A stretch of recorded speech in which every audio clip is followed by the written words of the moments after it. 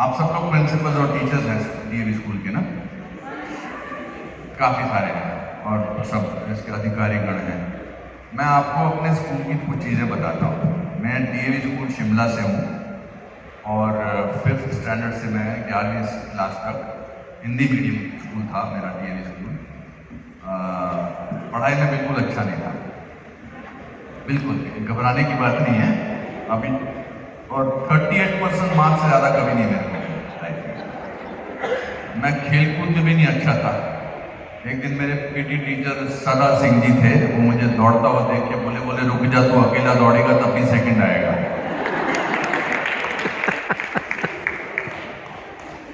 Madam आप थोड़ा उधर खड़े हो जाइए, मुझे टेंशन हो रही है।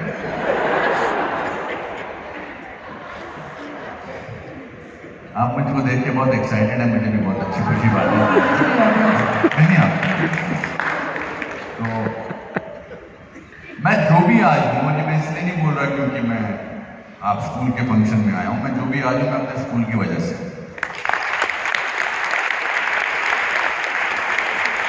छोटा शहर था, 1962-63 की बात थी। शिमला उन दिनों बहुत छोटा शहर था। स्कूल में ले जाना, स्कूल में पढ़ाना, 7-8 किलोमीटर दूर था मेरा स्कूल, जाना 7-8 किलोमीटर वापस आना। तो as a child I kept thinking about life. छोटे शहर में सोचने का, काम करने का, सुनने का, ध्यान देने का बहुत वक्त होता है। और हमारे जो टीचर्स थे बड़े कमाल के टीचर, फैमिली मेंबर्स की तरह थे। अब मैं नहीं जानता आजकल क्या होता है, मगर हमारे टीचर जो थे, मैं ये नहीं बोलूँ हमारे ज़माने में, जब हमारे डीएवी स्कूल के जो टीचर थे वो बड़े कमाल के टीचर थे। उन्होंने मेरा एक्टिंग में बहुत हेल्प की मेरी। बड़े टिपिकल टीचर हुआ करते थे तब। हमारे प्रिंसिपल सत्य प्रकाश जी थे, कमाल के प्रिंसिपल थे वो।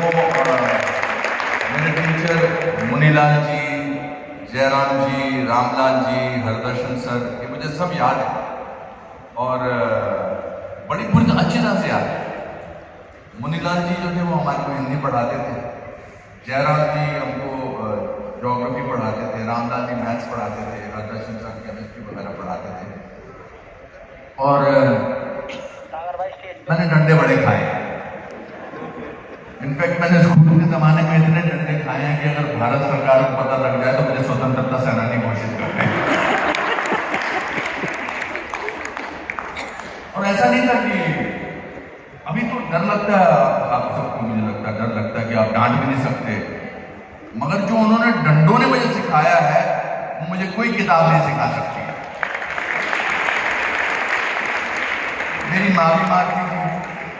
वो हमारा एक जो हम जो फिल्म जिसके लिए हम यहाँ आए हैं, शिव शास्त्री बैलगोवा, नीना जी दिल्ली की ही हैं। नीना जी हमारे साथ आई हैं, हमारे और एक दो कलाकार आने वाले हैं। तो it's a very nostalgic feeling to be here today to see all of you. Ramlal ji हमारा मुआयना कराते थे कि ये लेट आने का डंडा, ये ज्योग्राफी का डंडा, ये केमिस्ट्री का डंडा। ऐसा नहीं था कि उनको मारने का कोई शौक था। और मुझे लगता है कि जो चीज़ें 10 चीज़ें समझा के नहीं कर सकती, वो एक थप्पड़ और एक डंडा कर सकता है। And I am thankful to those teachers. I am thankful that they dealt with me with so much of this thing. School से भाग जाना, ये स्टूडेंट्स के सामने ऐसी बातें नहीं करूँगा, आप टेंशन मत लेना। But I am very excited to be here. मुझे बहुत खुशी है, मैं बहुत इमोशनल हूँ कि मैं वापस। थैंक यू निशा जी, आपने मुझे पहचाना, मेरी रिश्तेदार भी निकल आई आप तो। यहाँ मैंने अपने इनके साथ अपने रिश्ते कल अमर जी के परिवार से है ये। बट बहुत सारे कैरेक्टर्स जो मैंने फिल्मों में किए हैं वो कहीं ना कहीं मेरे स्कूल के ज़माने के हैं, स्कूल के टीचर्स के हैं। स्कूल की, हमारे स्कूल में मासूमियत सिखाई जाती थी, हमारे स्कूल में अच्छा इंसान कैसे बनना है वो सिखाया जाता था। पंक्चुअलिटी क्या होती है ये सिखाई जाती है, ईमानदारी क्या होती है, क्योंकि देश आज़ाद हुए 15-20 साल ही हुए, तो उसका जोश हमारे अंदर था। आप यहाँ पर आपने जिस भावना से मेरा स्वागत किया, मैं बहुत नतमस्तक होकर आपको प्रणाम करता हूँ। आप हमेशा मेरे लिए मेरे बड़े रहेंगे, इवन दो आप मेरे से उम्र में छोटे हैं, लेकिन ओहदे में और शिक्षा में आप हमेशा मुझसे बड़े रहेंगे, मैं इस मान कर सकता हूँ। एक मिनट और बोलूँ, मैं बोलना मेरी इमोशनल है, मेरी हैप्पी है।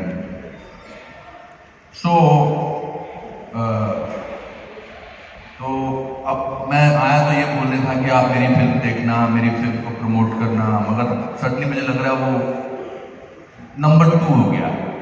पहले नंबर 1 था अंदर आने से पहले, मगर वो नंबर 2 हो गया क्योंकि बाकी चीज़ें बहुत इम्पोर्टेंट हैं। तो आप में जो शिद्दत जो हमारे टीचर्स में थी, वो शिद्दत बहुत ज़रूरी थी, बहुत रियल थे, बहुत रियल थे। वो ऐसे हमारे साथ करते थे जैसे हम उनके परिवार के सदस्य हों, जैसे हम उनके बच्चे हों, उनके बेटियाँ हों। मैंने पहला नाटक अपना जिससे मेरी एक्टिंग की बुनियाद पड़ी थी, वो मैंने DAV स्कूल में किया था। अच्छा, हमारे आसपास के कुछ इंग्लिश मीडियम स्कूल के लड़के फेल हो गए, उन्होंने हमारा DAV स्कूल ज्वाइन कर लिया। और बिकॉज जो वहाँ फेल होते थे उनको यहाँ बड़ी इंपॉर्टेंस देती थी क्योंकि अंग्रेजी में बोल लेते थे। अब नहीं ऐसा होता, अब तो मेरा स्कूल भी जो है वहाँ पर इंग्लिश मीडियम हो गया है, मगर तब उस जमाने में हिंदी मीडियम था। तो हमारे एक हरदर्शन सर थे, हरदर्शन सर का बड़ा दिल था कि वो इंग्लिश में प्ले डायरेक्ट करें। तो हिंदी मीडियम स्कूल में अंग्रेजी एक्टर कहाँ से आएंगे? तो जिस दिन वो 5-7 लड़के फेल हुए, तो उस दिन उनका इंग्लिश प्ले डायरेक्ट करने का सपना पूरा हुआ। तो उस दिन उन्होंने एक प्ले चुरा करने के लिए, प्ले का नाम था मर्चेंट ऑफ वेनिस, शेक्सपियर का।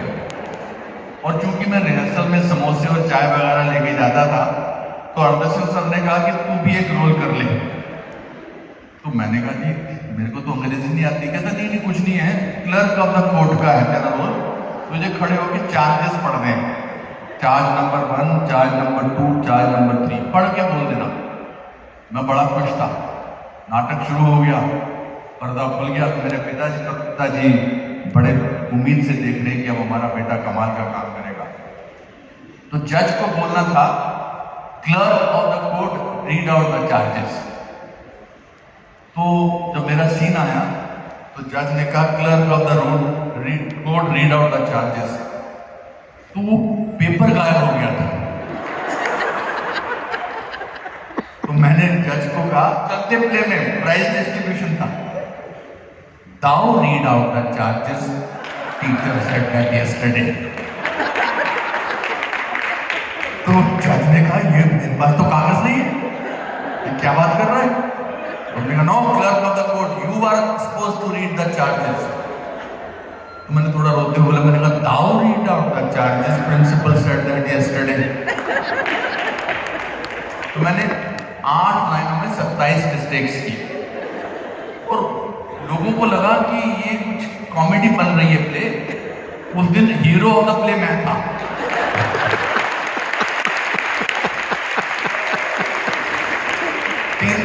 तीन दिन बाद सत्य प्रकाश मेरे प्रिंसिपल साहब को एक छोटा सा हार्ट का अटैक हुआ था, जो मुझे आज तक का मेरी वजह से हुआ था।